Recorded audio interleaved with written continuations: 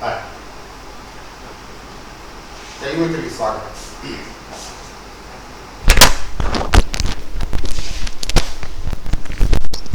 So welcome to today's market and other details. అయితే చిన్న correction వస్తుంది అని అనుకున్నాము, కానీ ఈరోజు అయితే రాలేదు. వచ్చినట్టు వచ్చి వెళ్ళిపోయింది. ఎట్లా అంటే ఇంకా వర్షం వచ్చేస్తుంది అంటారు కదా, మబ్బులు వచ్చి మేఘావృతం అయిపోయింది, భయంకరంగా గాలులు వీస్తున్నాయి, ఇంకేముంది ఇంకా వర్షం ఖాయం కన్ఫర్మ్ అన్నప్పుడు అలా గాలులు అలా అలా అలా తీసుకెళ్ళిపోయి మబ్బులు తేలిపోయి వెళ్ళిపోతే ఏమవుతుంది? అలాగే అంటే మనమేమో కరెక్షన్ రావాలని ఏం కోరుకోవటం లేదు, కానీ కరెక్షన్స్ రావటం అవసరమే. చెప్తారు కదా అప్పుడప్పుడు జ్వరం రావాలట. అసలు ఎప్పుడు జ్వరం అనేది రాకపోతే కూడా మంచిది కాదు. శరీరానికి క్లెన్జింగ్, నేచర్స్ క్లెన్జింగ్ ఫైర్ అంటారు ఫీవర్ని. అలాగే ఫీవర్ లాంటిదే కరెక్షన్ కూడా. ఏకదాటిగా పెరగటం కాదు, అసలు పెరగటం సబబు కాదు, అసలు వీలు పడదు కూడా. బట్ ఏంటంటే that has been averted today also. Friday session, ఈరోజు సెషను చూస్తే క్లియర్గా ఏమర్థమవుతున్నదంటే మార్కెట్ వాలటైలిటీ తగ్గింది. మొదట్లో ఆ మధ్యన తగ్గింది, కానీ మళ్ళీ వాలటైలిటీ విజృంభించింది. అంటే వాలటైలిటీ పెరగటం మొదలుపెట్టింది కొద్దిగా. 14కి వచ్చింది విక్స్, మళ్ళీ 14 నుంచి 15 రేంజ్లోకి వచ్చింది. అంటే వాలటైలిటీ అలా ఉన్నంత వరకు, వాలటైలిటీ పెరుగుతున్నంత వరకు రిస్కే. ఎందుకంటే మనం ఏమవుతుందో చెప్పలేం. ఇప్పుడు మార్కెట్ ఈరోజు అయితే 60 పాయింట్లు ప్లస్కి వచ్చింది. ఎక్కడ 150-200 పాయింట్లు ఓపెనింగ్ స్టార్టింగ్లో పడిపోయి అలా అలా అలా రికవర్ అవుతూ ఎంతకు వచ్చింది? పూర్తిగా రికవర్ చేసేసి పైకి వచ్చేసింది, ప్లస్కి వచ్చింది. Despite the fact that FIIs have sold today. Last సెషన్కి ఈ సెషన్కి ఉన్న తేడా చూడండి ఎంత గమ్మత్తుగా ఉంటుందో. లాస్ట్ సెషన్లో 2600 కోట్లు, ఫ్రైడేకి 2600 కోట్లు కొన్నారండి ఎఫ్ఐఐస్. అంటే ఎప్పుడు ఎఫ్ఐఐస్ గురించి ఎందుకు మాట్లాడతామంటే ఊరికే పూసిపోక అలా అనుకోండి. ఈరోజు అయితే దగ్గర 1500-1600 కోట్లకి అమ్మారు. అయితే అమ్మిందంతా ఎవరు అబ్జర్వ్ చేశారండి? This is difficult question to answer. అంటే వాళ్ళు ప్రాఫిట్ బుక్ చేసుకున్నారని అర్థం చేసుకోవాలి కొంతవరకు. ఇతరులు షార్ట్ కవరింగ్ చేసుకున్నారని, కొంత బయింగ్ కూడా చేసుంటారు అని. అయితే మరి డిఐఎస్ కొని ఉండొచ్చు కదా. అంటే డిఐఎస్ కొన్నది కూడా ఏం లేదండి. DIs are on sideways, తమాషా చూస్తున్నారు అంతే. వాళ్ళు అమ్మారు ఈరోజు, ఎవరెవరో కొన్నారు లేదా షార్ట్ కవరింగ్ చేసుకున్నారు. డిఐఎస్ మాత్రం తమాషా చూశారనే చెప్పాలి. అంటే అందువల్ల ఏంటంటే ఈ ప్యాటర్ను వాళ్ళు అమ్మితే, ఎఫ్ఐఐస్ అమ్మితే పడిపోతుంది, లేదా వాళ్ళు కొంటే పెరుగుతుంది. ఈ అనాలిసిస్, ఈ ప్యాటర్న్ కూడా ఫెయిల్ అవుతుంది. Market fails everybody. Market fails everybody అన్నది నగ్న సత్యం. First of all it fails the experts. ముందు ఎక్స్పర్ట్స్ని ఫెయిల్ చేసేస్తుంది. ఎక్స్పర్ట్స్ ఒపీనియన్ ఇస్తారు కదా, ఇచ్చినప్పుడు వాళ్ళని ఫెయిల్ చేసేస్తుంది. ఫస్ట్ పక్కన ఉన్న గొప్ప ఎక్స్పర్ట్ చెప్పేవాడు చెప్పడానికి.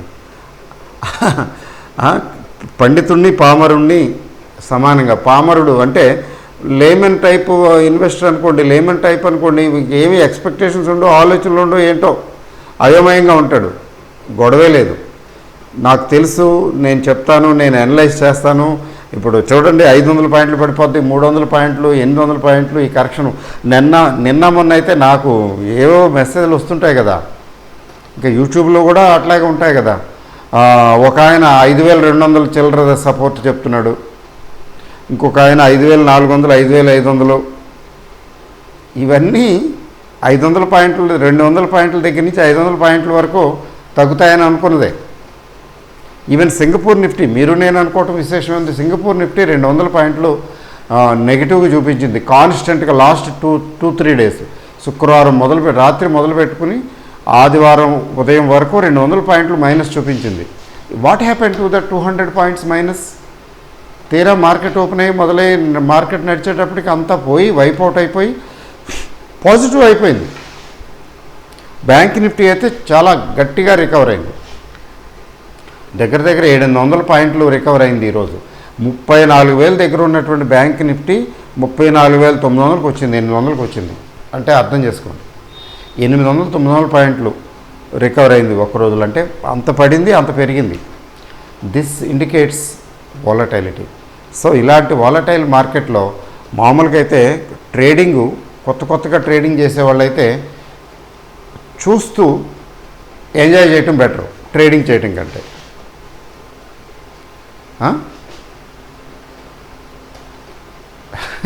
ఎందుకని కష్టం, ఎంత పెరుగుతుందో ఎప్పుడు పెరుగుతుందో తెలియదు, ఎప్పుడు తగ్గుతుందో తెలియదు, ఎంత పెరుగుతుందో ఎంత తగ్గుతుందో తెలియదు.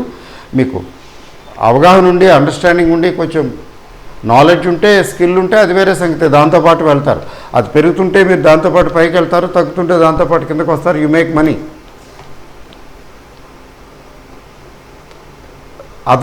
Otherwise lose money. అందుకని జాగ్రత్తగా ఉండాలి. బట్ అది ఏదైతే ఏమి ఎలా అయితే ఏమి కానీ ఇన్వెస్ట్మెంట్ పాయింట్ ఆఫ్ వ్యూలో తీసుకున్నట్లయితే ఈరోజు మిడ్ క్యాప్ స్మాల్ క్యాప్ చూడండి, స్మార్ట్ రికవరీ.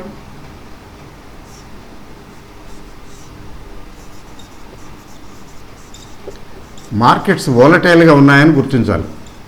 మళ్ళీ వాలటైల్ మోడ్లోకి మరొకసారి వచ్చేసింది, జాగ్రత్తగా ఉండాలి, ఎప్పుడేమవుతుందో తెలియదు. మిడ్ టు స్మాల్ ఇవి బిఎస్సి బ్రాడ్ బేస్డ్ కదా, 0.8% అంటే దాదాపు 1% దగ్గరలో పికప్ అయినాయి, పెరిగినాయి. ఈరోజు హైలైటు సౌత్ ఇండియన్ బ్యాంక్ అండి, the south Indian bank, great bank. ఎంత డిసప్పాయింట్ చేసిందో ది సౌత్ ఇండియన్ బ్యాంకు. ఇది సజావుగా 10% అప్, ఇంకా బులిష్గానే ఉంది. ఎక్కడి వరకు వెళ్తుంది, ఎక్కడికి వెళ్ళి ఆగుతుంది, ఎక్కడ సిగ్నల్ ఇస్తుంది, సెల్ సిగ్నల్ అనేది వెండి తెరపై చూడవలసిందే. ప్రస్తుతానికి బులిష్గానే ఉంది. ఈరోజు 10% అప్. ఎంత ఉంది? 12 ఎంత ఉందండి, 12 రూపాయలు దాటిపోయినట్టుందండి. 12.5-6 ఎంతో, 12.60 పైసలు ఎంతో ఉన్నట్టుంది, 12.80 పైసలు ఎంతో. సరే ప్రైస్ ఏముంది కానీ 12.5 అనుకోండి. 10 రూపాయలు ఉంది మొన్నటి వరకు. 10 రూపాయల దగ్గర కొద్దిగా సపోర్ట్ వచ్చింది. 8 నుంచి 10కి వెళ్ళింది, మెట్టెక్కినట్టే. 8 నుంచి 10కి వచ్చింది. 10 నుంచి కొంచెం అక్కడక్కడే సపోర్ట్ తీసుకుని మళ్ళీ అందుకుంది. మళ్ళీ అందుకుని 10 నుంచి 11కి మార్కెట్ తగ్గినా కానీ తగ్గలేదు మన శుక్రవారం. సో శుక్రవారం కూడా పెరిగింది. 10 నుంచి 11-11:30కి వెళ్ళింది. ఒకసారి ఈరోజు 12:30, 12.60 ఎంతో. అది అంతే, పెరిగినప్పుడు అలాగే పెరుగుతాయి, పడిపోయేటప్పుడు కూడా అలాగే పడిపోతాయండి. స్మాల్ క్యాప్స్ విషయంలో చాలా జాగ్రత్తగా ఉండాలి. ఓకే, తర్వాత మార్కెట్ ఈరోజు కరెక్షన్ అవాయిడెడే కదా, ఎవర్టెడ్. కరెక్షన్ వస్తుంది అనుకుంటే రాలేదు ఫైనల్గా, గుడ్. మరి రాదండి అంటే అట్లా అనుకోకండి, correction is very much possible. అయితే ఎంత బాగా వస్తుందంటే నేనైతే పెద్ద కరెక్షన్ అని ఎక్స్పెక్ట్ చేయటం లేదు, చిన్న కరెక్షన్ ఎక్స్పెక్ట్ చేస్తున్నా, అది కూడా రాలేదు. కానీ any time round the corner ఒక 200 పాయింట్లు 250 పాయింట్లు తగ్గితే కానీ హెల్దీ పొజిషన్కి రాదు మార్కెట్. బుల్లిష్ మార్కెటే, బుల్లిష్ మార్కెట్లో చిన్న ఇది రావాలి కదా, అంటే గట్టిగా ఓవర్బాట్ జోన్లోకి రాలేదని అర్థం. ఇంకా షార్ట్ టర్మ్ ఎట్లా అండి అంటే షార్ట్ టర్మ్ కొంచెం స్లైట్గా బేరిష్గానే ఉంది. షార్ట్ టర్మ్ స్లైట్గా బేరిష్గా ఉన్నాయి కాబట్టి ఇండిసెస్ ముఖ్యంగా బ్యాంక్ నిఫ్టీ కొంచెం ఓపిక పట్టడం మంచిదేమో అనిపిస్తుంది, న్యూట్రల్గా ఉండటం మంచిది. ఇది ఎక్కడన్నా చిన్న కరెక్షన్ వస్తే అప్పుడు బెటర్ కదా ఆలోచించుకోవటం, ఏదైనా కొనుక్కోవడానికి చేయటానికి, లేదన్నా ట్రేడ్ చేయాలన్నా. అదర్వైజ్ మార్కెట్ మాత్రం చిన్న కరెక్షన్ డ్యూ, అది that did not happen today, it may happen tomorrow, day after tomorrow, లేదా సెటిల్మెంట్ ఎలాగో వచ్చేసింది ఈ వీక్లో సెటిల్మెంట్ కదా థర్స్డేకి, ఆ టయానికి, అది అనమాట. అందువల్ల ఏంటంటే కరెక్షన్ వచ్చినప్పుడు భయపడతారు చూసారా చాలామంది, అమ్మో ఈరోజు ఇంత 200 పాయింట్లు, అది నిన్న మొన్న కొంతమంది నిద్రపోయి ఉండరు, 200 పాయింట్లు పడిపోతుంది, 200 పాయింట్లు పడిపోతుంది, 200 ఆ తర్వాత ఇంకా పడదని ఏంటి గ్యారంటీ, అమ్మో మార్కెట్ పడిపోతుంది అని చాలామంది అనుకుని ఉంటారు. కొంతమంది అంటే ట్రేడింగ్ చేసేవాళ్ళు, ముఖ్యంగా పొజిషన్స్ ఉన్నవాళ్ళు. బట్ ప్రాక్టికలీ వాట్ హ్యాపెన్, అట్లా భయపడిన వాళ్ళు స్టార్టింగ్లో ఈరోజు గట్టిగా కొట్టిపారేసి ఉంటారు, అమ్మేసి ఉంటారు, లాసులు బుక్ చేసి ఉంటారు. తీరా వాళ్ళని వెక్కిరిస్తూ పైకి వెళ్ళిపోయింది మార్కెట్. Markets are markets. అందుకని మనం చేయలేం అట్లా కరెక్ట్గా మార్కెట్ చూసి కూడా ఏం చెప్పలేం. అందుకనే ఢిల్లీలో ఒక ఆయన అంటే ఇప్పుడు టచ్లో లేడులేండి, చాలా కాలం, ఒక 7-8 ఏళ్ల కిందట, 10 ఏళ్ల కిందట చాలా ఫ్రీక్వెంట్గా కలుస్తుండేవాడు, బాగా సీనియర్. ఆయన అంటాడు, రావు సాబ్ అసలు ట్రేడింగ్ ఇన్వెస్ట్మెంట్ రెండూ చేస్తాడు ఆయన. గట్టిగా బాగా డబ్బులు కూడా సంపాదించాడు. ఆయన చాలా చాలా టిప్స్ చెప్తూ ఉండేవాడు. ఎప్పుడో 10 ఏళ్ల కిందట విషయం అనుకోండి, 2009, 2012 మధ్యలో. ఆయన ఏం చెప్పేవాడంటే మార్కెట్ అసలు ఫస్ట్ హాఫ్ అన్ అవర్ అసలు ముట్టుకోకూడదు. నన్ను అడిగితే 10:30, 11 వరకు అసలు మార్కెట్ని చూడకుండా ఉంటే మంచిది. అసలు ఫస్ట్ హాఫ్ అన్ అవర్ ఏమీ చేయకూడదు. 10:30, 11 వరకు అసలు ఏం చేయకుండా ముట్టుకోకుండా ఉంటే మంచిది. అసలు ఏమి అర్థం కాదు. ఇంకా ఫర్దర్ ఏం చెప్పేవాడంటే అసలు యాక్చువల్గా మార్కెట్ ఏమిటి, ఎలా ఉంటుంది, ఎలా ఉండొచ్చు అనేది తెలియటానికి మామూలుగా అయితే తెలీదు, ఏ రోజుకి ఆ రోజే కొత్త. 1 గంట తర్వాత, 1 గంట నుంచి కొంచెం బెటరు. రోజంతా కూర్చుని ఏదేదో ట్రేడింగ్లు చేయాల్సిన అవసరం లేదు కదా, బయింగ్లు సెల్లింగ్లు చేయాల్సిన అవసరం లేదు కదా. ఏదో ఒక ట్రేడ్ వేస్తే అది సరిగ్గా క్లిక్ అయితే చాలు, లేకపోతే స్టాప్ లాస్ తోటి కొట్టుకుని బయటకు వచ్చేటం. ఓకే, ఈరోజు ఏం లేదు, ఇంకా అంత డిసిప్లిన్ ఉండాలి. ఆయనైతే ఫస్ట్ 1 అవర్ అసలు నేను మార్కెట్ని పట్టించుకోను, పెరిగిందా తగ్గిందో పట్టించుకోను. ఎక్సెప్షనల్గా ఏంటంటే పొజిషన్స్ ఉంటే అక్కడ క్లియర్గా ప్రాఫిట్ కనబడుతున్నది, మళ్ళీ తర్వాత ఏమవుతుందో ఏమోలే, లెట్ మీ బుక్ ప్రాఫిట్, అట్లా ఓపెన్ పొజిషన్స్ ఉంటే అక్కడ ఏదైనా కొంచెం చేసేవాడట, అంతే చేస్తాడట. అదర్వైజ్ ఫస్ట్ 1 అవర్ అసలు మార్కెట్ గురించి ఊరికే చూడటమే, సైడ్ వేస్ చూడటమే. ఏంటి, ఎక్కడ ఓపెన్ అయింది, పైకి వెళ్తుందా, కిందకు వస్తుందా, ఏమవుతున్నది, పర్టికులర్ స్టాక్స్ మనకి సంబంధించిన ఉంటే వాటి మూమెంట్ ఎలా ఉంది, అంతే. Patch work, no serious work. ఎందుకంటే అసలు మామూలుగానే అర్థం కాదు. ఫస్ట్ హాఫ్ అన్ అవర్ ఖచ్చితంగా, first half an hour 1 hour నిజంగానే అర్థం కాదు. అసలు most difficult part of assessing the price action లేదా మూమెంట్, ప్రైస్ మూమెంటు లేదా మార్కెట్ మూమెంటు, మార్కెట్ తాలూకు గమనం అసెస్ చేయటం అతి కష్టమైన పీరియడ్ ఏంటంటే ఫస్ట్ హాఫ్ అన్ అవర్ 1 అవరే. ఆయన చెప్పటం నాకు అనిపించింది, అలాగా చూశాను. ఆయన చెప్పిన తర్వాత మామూలుగా చూస్తూ నాకు అనిపించింది చాలాసార్లు. స్టార్టింగ్లో ఫస్ట్ వేసిన ట్రేడ్లు, మార్కెట్ ఓపెన్ అవ్వగానే ఆ టైంలో వేసిన ట్రేడ్లు మెజారిటీ అకేషన్స్ రాంగ్ అయ్యాయి. అయితే మనకి ప్రాఫిట్ వస్తుంటే ప్రాఫిట్ బుక్ చేసుకుంటే దట్ ఈజ్ ఓకే, రాంగ్ అయినా రైట్ అయినా we have nothing to do with that. ఒక్కోసారి ఆ వేయటం కలిసి వస్తుంది, డిపెండ్స్ ఆన్ ద మార్కెట్. అది ట్రెండ్ డేయా లేకపోతే ఎలాంటి రేంజ్ బౌండ్ మార్కెట్ ఉన్నదా, ఎలా జరగబోతున్నది, దాని మీద కూడా డిపెండ్ అయి ఉంటుంది అనుకోండి. Better avoid. సో ఇప్పుడున్న మార్కెట్ పొజిషన్ ఏంటంటే న్యూట్రల్గా ఉండటమే మంచిది. అంటే ఇన్వెస్ట్మెంట్కి కొనుక్కోవటానికి, ఏమైనా అమ్ముకోవటానికి అది చూసుకోవాలి. ఆ పర్టికులర్ స్టాకు కొంచెం ఇప్పుడు కొనుక్కోవటానికి పనికొస్తుంది, అలా అనుకూలంగా ఉందనుకుంటే అది ఎంటర్ అవటం అది వేరే సంగతి. Stock specific action different.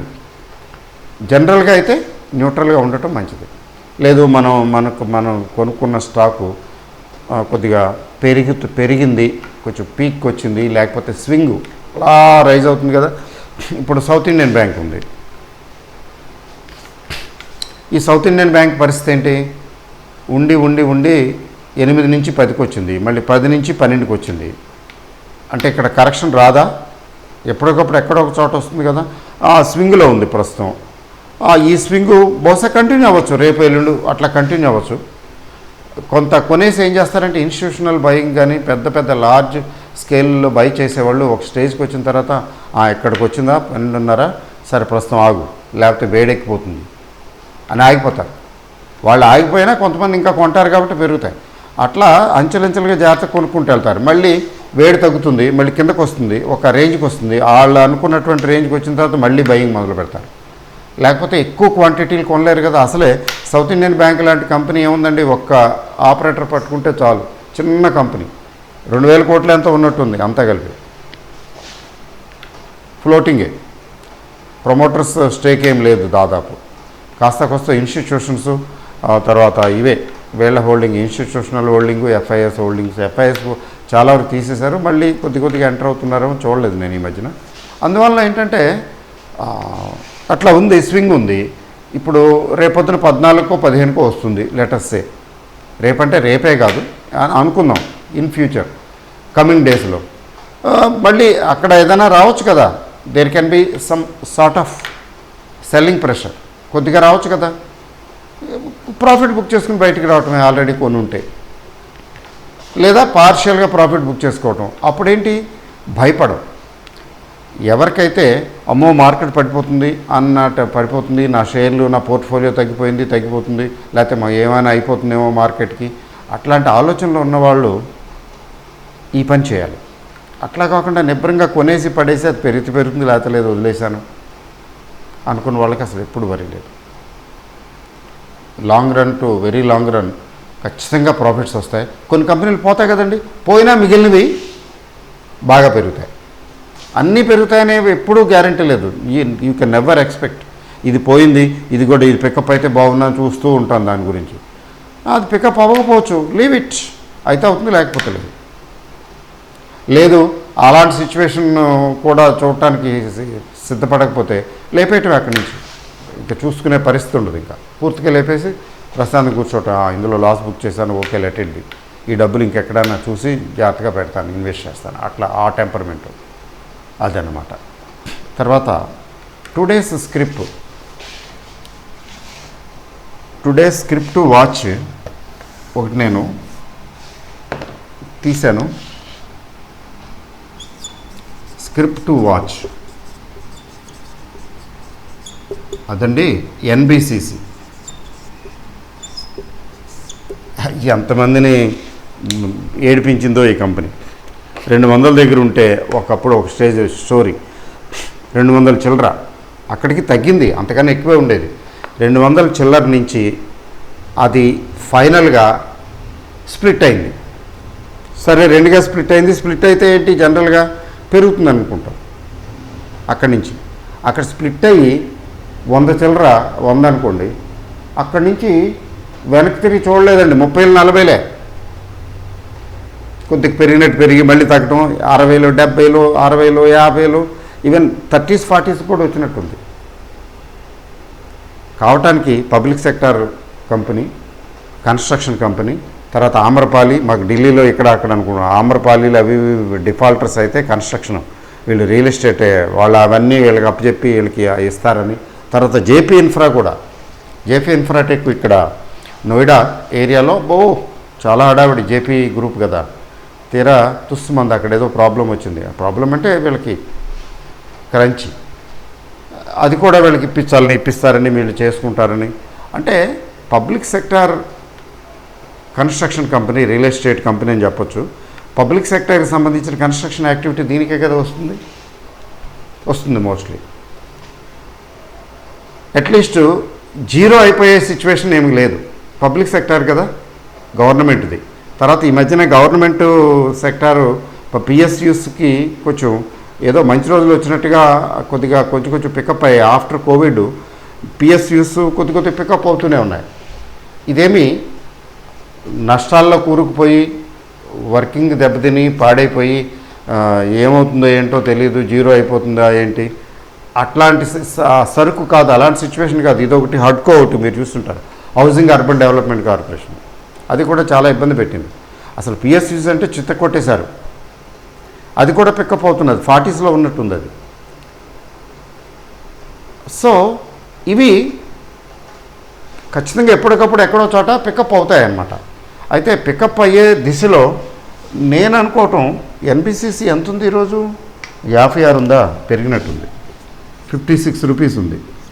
ఆ దిశలో పెరగటం మొదలు పెడితే హడ్కోను ఎన్బిసిసి వాచ్ చేయండి.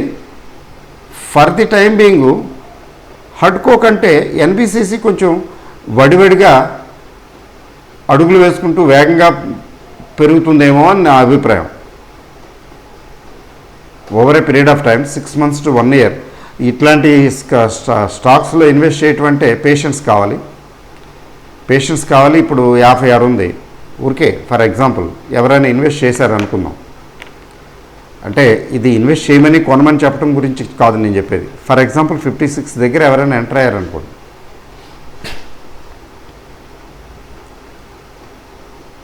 మధ్యలో తగ్గదని ఏం లేదు కదా, 45, 46, 48 రేంజ్కి బిలో 50 వచ్చింది. అక్కడ కొంత అమౌంట్ యాడ్ చేసి యావరేజ్ చేసుకోగలగాలి. కొంతమంది ఏం చేస్తారంటే ఇదేదో చెప్పారు బాగున్నట్టుందే, తీసుకెళ్ళి ఒక ₹1,00,000 పెట్టేస్తాను ఇందులో, చిల్లర వల్లర నాకు గిట్టదు అంటారు. ₹1,00,000 పెట్టేస్తారు. అంటే వాళ్ళ దగ్గర టోటల్ కెపాసిటీ అంతే 1,00,000-1,50,000 ఉంటుంది వాళ్ళ దగ్గర, 1,00,000 పెట్టేస్తారు. అటో ఇటో తేలిపోవాలని 1,00,000 పెట్టేస్తారు, మళ్ళీ తగ్గుతుంది, మళ్ళీ యాడ్ చేయడానికి ఉండదు, బుక్ అయిపోయినట్టే కదా. అలా కాకుండా ₹1,00,000 కెపాసిటీ అట్లా పెట్టాలనుకున్న వాళ్ళు 50,000 పెట్టారనుకోండి, పెరిగిందా పెరిగిపోతే పెరిగిపోనివ్వండి, అంతటితో సరిపెట్టుకోవటమే, మిగిలిన డబ్బులు ఇంకో చోట ఇన్వెస్ట్ చేస్తాము. లేదు ఎప్పుడైనా కరెక్షన్ వచ్చిందనుకోండి, 40sలోకి వచ్చిందనుకోండి, 48, 46 వచ్చిందనుకోండి, అప్పుడు మిగిలిన 50,000 యాడ్ చేస్తే ఏమవుతుంది, ఆ యావరేజ్ ఏమవుతుంది, ఫైనల్గా 50 దగ్గరకు వస్తుంది. యావరేజ్ 50-51, అక్కడి నుంచి పెరగడానికి అవకాశాలు ఎక్కువ ఉంటాయి. పోయే కంపెనీ ఏం కాదు కదా, గవర్నమెంట్దే కదా, గవర్నమెంట్ పోదు కదా, ఇండియన్ గవర్నమెంట్ అసలే పోదు. 5 trillion 7 trillion ఎకానమీ అంటున్నారు కదా. సో అందుకని కొంచెం సేఫ్టీ పాయింట్ ఆఫ్ వ్యూలో పిఎస్యూస్ బాగానే ఉంటాయి. But at the same time patience చాలా కావాలి. ఒక్కొక్కసారి తొందరగా అందుకుంటాయి. చూడండి ఓఎన్జీసీ ఎంత డిసప్పాయింట్ చేసి 60,000 50,000 వచ్చినట్టు వచ్చి అందుకోలా, 120 130. కోల్ ఇండియా చూడండి చాలా ఘోరంగా 120 అండ్ బిలో, మళ్ళీ ఇప్పుడు అందుకుని పికప్ అవటం లేదు, 150 అండ్ అబోవ్. అది ఇంకా 200 250 ఎవరికి నచ్చిన టార్గెట్లు వాళ్ళు చెప్తున్నారు. 200 250 కాకపోయినా ఇప్పుడు 150 200 రేంజ్ రీజనబులే కదండి, బాగానే పికప్ అవుతున్నది కదా. But it took a lot of time. Pickup అవడానికి టైం తీసుకుంది, ఇంకా పికప్ అవ్వదని ఏం కాదు.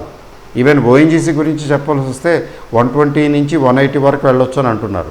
కానీ ఎంత టైం పడుతుందో తెలియదు కదా. అది ఎలాంటివి వాచ్ చేసుకుంటూ ఎక్కడైనా కరెక్షన్ వచ్చింది, ఇప్పుడు రీజనబుల్గా ఉందన్నప్పుడు అలాంటప్పుడు ఎంటర్ అవ్వండి. ఇది అదర్వైజ్ ఇన్స్టింక్టివ్గా ఏదో 120 ఉంది ONGC, let me put 1,00,000 rupees there, అట్లా కాదు, ఏదో పారేసినట్టుగా అట్లా పడేయకూడదు. ముఖ్యంగా పిఎస్యూస్లో ఇన్వెస్ట్ చేయడానికి పేషెన్స్ ఎక్కువ కావాలి. ఆ పేషెన్స్ ఉందా లేదా, నాకు అంత పేషెన్స్ లేదనుకుంటారా, పిఎస్యూస్లో జాగ్రత్తగా ఉండండి, పెట్టకండి. ఒక్కోసారి పడిపోయి అలా ఉండిపోతాయి, ఎక్కువ టైం తీసుకుంటాయి. ఎన్బిసిసి ఫర్ ఎగ్జాంపుల్ బిలో 50 అనుకుంటా, 40 బిలో 50 40 కూడా వెళ్ళినట్టుంది. ఎంతో పేషెన్స్.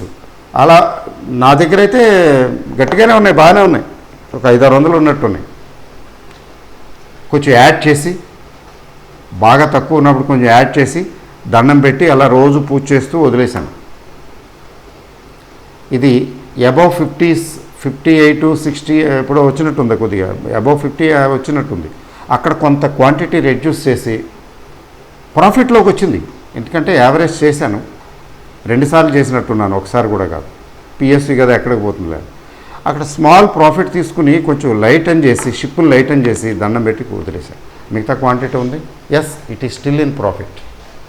మరి ప్రాఫిట్ స్టోరీ చెప్తున్నాను కదా, మరి లాస్ స్టోరీ మాట ఏంటి? ఇది ₹100 దగ్గర నుంచి కొనుక్కుంటూ వస్తే 30,000-40,000 వచ్చింది. ఇంతకాలం దాదాపు 2 సంవత్సరాలు మనీ బ్లాక్ అయిపోలేదండి. సాడ్ పార్ట్ ఆఫ్ ఇట్ అలాగే ఉంటుంది.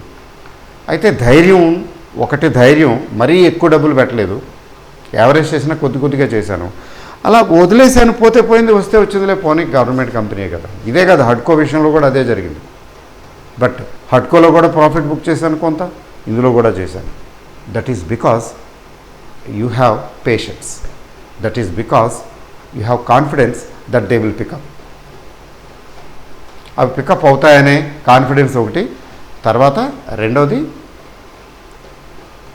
ఇన్స్టాల్మెంట్లో ఇన్వెస్ట్ చేయటం వల్ల ఒకేసారి పెట్టేసి ఉంటే ఫినిష్. ఒకేసారి పెట్టేసి ఉన్నాయి, కొన్ని బై మిస్టేక్ వెళ్ళిపోయినవి, వాటితో చాలా ఇదవ్వాల్సి వచ్చింది. మొత్తానికి వచ్చాయిలేండి. బుల్ మార్కెట్లో ఉన్నాం కదా. Now we are in bull market, nothing to worry. Bear market చెప్పకుండా ఏం రాదు, అది గుర్తుపెట్టుకోండి. కాబట్టి భయపడద్దు. భయం ఎప్పుడన్నా ఎక్కడన్నా కలుగుతుంటే, అలా అంటే భయం కలుగుతుంటే మీరు ఏం చేయాలంటే, మార్కెట్ కొంచెం పెరిగినప్పుడు 100-150 పాయింట్లు పెరిగింది, మార్కెట్ బాగుంది, అట్లా ఇదిగా ఉంటుంది, పెరుగుతున్న రోజుల్లో కొంచెం స్మాల్ ప్రాఫిట్స్ బుక్ చేసుకుంటూ ఉండండి. మీకు లిక్విడిటీ పెరుగుతుంది, మీ దగ్గర డబ్బులు, యూ గెట్ మోర్ మనీ అంటే నిజంగా భయం వేస్తున్నది. క్యాష్కి వాల్యూ పడిపోతున్నదే రోజు రోజుకి. చూడండి, ఫర్ ఎగ్జాంపుల్ డాలర్ ఇవాళ 74 దాటిపోయింది, 1/3 పెరిగిపోయిందండి, 1/3%. అంటే 1/3%, 0.5% అలా ఏం పెరగదు డాలర్ ఎప్పుడు, అంత అలా తగ్గదు కూడా. కానీ 0.5%, 1/3% అంటే ఏంటి? తర్వాత మీకు క్రూడ్ ఏమీ తగ్గటం లేదు, క్రూడ్ ధరలో పైనే ఉండటం, తర్వాత డాలర్ పెరగటం శుభసూచకం కాదు కదండి. రూపీ డివాల్యుయేషను, అదే రూపీ డెప్రిసియేషను, డివాల్యుయేషన్ కాదు, రూపీ డెప్రిసియేషను. మరి రూపీకి వాల్యూ ఎక్కడా పడిపోవటం లేదు. ఒక రియల్ ఎస్టేటే ఉంది పెరగకుండా, టైం పడుతుంది అంతే. కాబట్టి ఇన్వెస్ట్ చేయాలి, బట్ జాగ్రత్తగా ఉండాలి. Liquidity at the same time ఉండాలి కూడా మన దగ్గర. ఇన్ఫ్లేషన్ ఓ పక్కన పెరుగుతూ రూపీ ఓ పక్కన డెప్రిసియేట్ అవుతుంటే ఏంటి పరిస్థితి? ఫిక్స్డ్ డిపాజిట్ హోల్డర్స్ పరిస్థితి ఏమవుతుంది? ఎల్ఐసీలు కట్టే వాళ్ళ పరిస్థితి ఏమవుతుంది? మనీ బ్యాక్ పాలసీలు అవి, వాళ్ళు దే హ్యావ్ నెగిటివ్ రిటర్న్స్ అండి virtually. Tax payer fixed deposit చేస్తే, లేదా పోస్ట్ ఆఫీస్లోనూ వాటిల్లోనూ పెడితే, లేదా ఎల్ఐసిలో మనీ బ్యాక్ పాలసీలు అట్లాంటి వాటికి కడుతుంటే, he's getting negative return. Negative return అంటే ఆయన డబ్బులు ఇరోజను, ఎందుకంటే కొంత ట్యాక్స్ పోతుంది. ఫిక్స్డ్ డిపాజిట్ ఎంత వస్తుంది? 5% అంత వస్తుంది సుమారుగా, అరౌండ్ దట్. అందులో ట్యాక్స్ పోతే 5-6 రేంజ్ కంటే ఎక్కువ రాదు కదా. అందులో ట్యాక్స్ కట్ చేసేసిన తర్వాత వచ్చేది ఎంత? మరి ఇన్ఫ్లేషన్ ఎంత? చాలా ప్రమాదకరం అండి. So money management, managing finances is not that easy when you have surplus money. Surplus లేకపోతే గొడవే లేదు, సర్ప్లస్ ఉంటే దాన్ని ప్రాపర్గా మేనేజ్ చేయకపోతే మన కళ్ళ ముందు కనపడుతుంటుందా, నా దగ్గర 2 లక్షలు ఉన్నాయి ఇప్పుడు అని. బ్యాంకులోనూ ఇంట్లో పెట్టుకోవడం లేదు కదా, ఈ మధ్యకాలంలో పెట్టుకోవటం లేదు. 2 లక్షలు ఉన్నాయని చూసుకుంటే ఆ 2 లక్షలు they are giving negative return. అలా అని చెప్పి ఎక్కడ పడితే అక్కడ పెట్టమని కాదు. మీకు డెట్ ఇన్స్ట్రుమెంట్లో పెట్టినా కూడా ఏమవుతుంది? డెట్ ఇన్స్ట్రుమెంట్లో 5-7%, 8% వస్తుంది. ఈవెన్ లిక్విడ్ ఫండ్స్ ఏముందండి, inflation you are not able to beat inflation even.